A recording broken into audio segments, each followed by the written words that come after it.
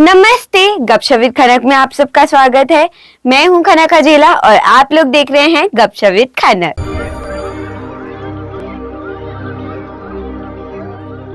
आज हम पिछले एपिसोड की कहानी को आगे बढ़ाएंगे। अभी तक हमने देखा कि कैसे वह जो मूर्तिकार है वह एक छोटे से अनगढ़ संगमरमर के पत्थर को इतनी सुंदर प्रतिमा में बना देता है। और जब प्रतिमा बन जाती है, एक विशाल सुंदर बहुत ही नजाकत भरी एक प्रतिमा बनती है बाल कृष्ण और यशोदा मैया की, जो बाल कृष्ण को अपने हाथ में खिला रही हैं। और यह प्रतिमा जब बन जाती है, इसे देखने के बाद सब लोग आश्चर्यचकित हो जाते हैं और देखते ही रह जाते हैं।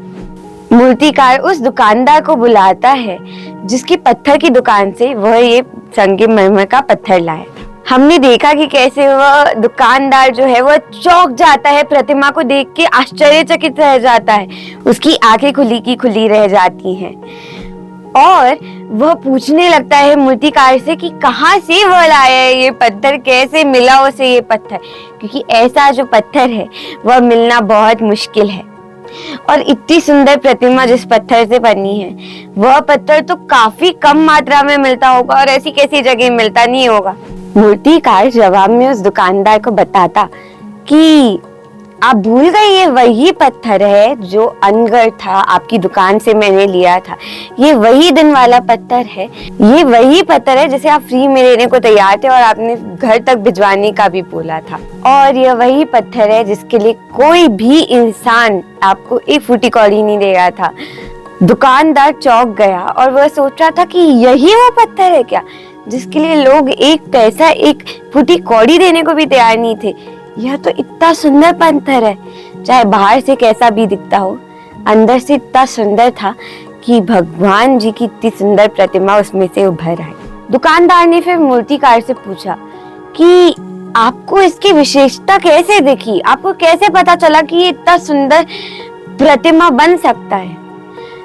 मूर्तिकार ने कहा कि मैंने कुछ नहीं किया, मैं बस अंदर घर पे पत्थर ले आया था। मूर्तिकार ने जवाब दिया, आँखें। इसकी खूबसूरती को और इस पत्थर को परखने के लिए आंखों की जरूरत है, एक दृष्टिकोण की जरूरत है।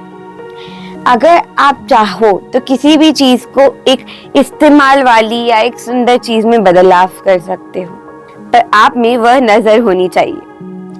और एक और बात थी कि मैं पत्थर तो ले आया था, पर घर पे जब मैं मंदिर के सामने बैठा तो भगवान जी की अंदर से एक आवाज आई और बस यह प्रतिमा बन गई। दुकानदार यह सुन के बहुत खुश हुआ और मुस्कुरा के अपनी दुकान पर वापस चला गया, यह सोचते सोचते कि कम से कम इतनी सुंदर प्रतिमा का जो पत्थर है वह उसकी दुकान से ही गया है। आशा है आपको आज की कहानी पसंद आई होगी।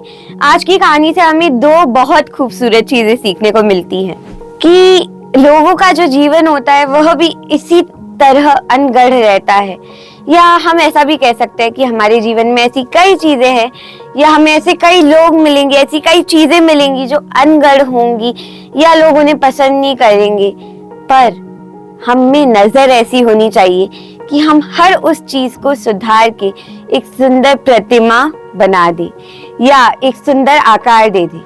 जैसा हम अंग्रेजी में कहते हैं, when life gives you lemon, make a lemonade। Basically हमें एक खुला दिमाग रखना चाहिए और हर चीज को एक अपॉर्चुनिटी के हिसाब से देखना चाहिए।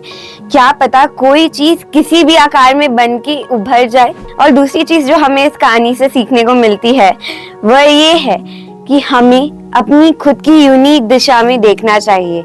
हमें सबसे दूर होके, झुंड से दूर होके, भीड़ से दूर होके सोचना चाहिए। अपॉर्चुनिटी कितनी भी इम्पॉसिबल क्यों ना दिखे, सबको लगेगा कि वो अपॉर्चुनिटी इम्पॉसिबल है, वो कोई नहीं कर सकता है, जो वो करेगा वो एक सरफिरा आदमी होगा, सब दूसरी तरफ मुड़ जाएंगे। पर आप वो रास्ता लो जो सबको इम्पॉसिबल दिखता है, आपको जहां भी लगता है कि अरे ये तो हो ही नहीं सकता है, आप वही चीज करो, क्योंकि बाकी लोग दूसरी तरफ जाएंगे और आप वो रास्ता लेके यूनिक बन जाओगे, ठीक उस मूर्तिकार की तरह। भले ही किसी ने उस पत्थर को खरीदा हो या ना हो, उस मूर्तिकार ने खरीदा। He went away from the crowd and look what he created. आशा है आपको आज की कहानी पसंद आई होगी। मैं मिलती हूँ आपसे अगले हफ्ते, तब तक के लिए मुस्कुराते रहें। This will be the conclusion of our today's discussion. To watch more of this content, don't forget to like, share and subscribe my channel, and we'll keep the videos coming.